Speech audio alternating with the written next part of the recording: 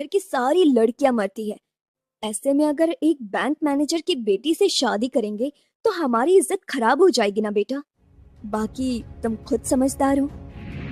पर आंटी, अरिजीत मुझसे बहुत प्यार करता है और हम दोनों एक दूसरे के बिना नहीं रह सकते। देखो आरोही, अगर तुम्हें अपनी इज्जत प्यारी है और तुम अरिजीत को खुश देखना चाहती हो तो अरिजीत की जिंदगी में वापस कभी मत आना, वरना अंजाम तुम खुद भुगतोगी। तभी अरिजीत हाथ में ट्रे लिए जैसे ही आया, आरोही रोते हुए वहाँ से भाग गई, जिसे देख अरिजीत हैरान होकर बोला, आरू रोते हुए क्यों गई पापा? आप लोगों ने उससे क्या कहा? मैंने उसे उसकी औकात दिखाई है।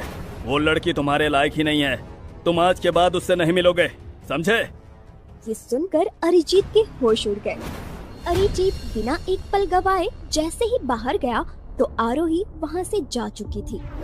ओह गॉड, आरोही कितना हर्ट हो गई होगी। मुझे उसे मनाना पड़ेगा। वो जरूर वहीं गई होगी जहाँ उसे मैं जाकर मनाता हूँ। आरोही सीधा रोते हुए उसी जगह पर पहुँच गई जहाँ वो पहली बार मिले थे। वहाँ एक छोटी सी बेंच डली हुई थी। तेज ठंडी हवाएं चल रही थी। दूर दूर तक कोई नहीं था। वो कितनी ही देर वहाँ बैठी हुई रोती रही। अचानक ही वो हैरान हो गई। ये मैं यहाँ क्या कर रही हूँ? मैं तो हमेशा यहाँ अरिजीत के साथ आती हूँ। आज क्यों नहीं आया वो? और ये मेरी आंखों में आंसू क्यों है? मुझे कुछ याद क्यों नहीं आ रहा? एक ही पल में आरोही सब कुछ भूल चुकी थी। तभी अरिजीत वहाँ पहुँचा और आरोही को कसकर अपनी बाहों में भर लिया और प्यार भरी आवाज में बोला, आई एम सॉरी आरू। माँ पापा ने तुम्हारे साथ जो भी किया वो बहुत ही गलत था, लेकिन तुम फिक्र मत करो, हम जल्दी शादी कर लेंगे। ये सुनकर आरोही चौंक गई और अरिजीत को खुद से अलग करते हुए कहा, शादी? माँ पापा, ये सब क्या कह रहे हो अरिजीत? मैं तो कभी तुम्हारे घर वालों से मिली ही नहीं। और शादी वो हम अभी नहीं कर सकते।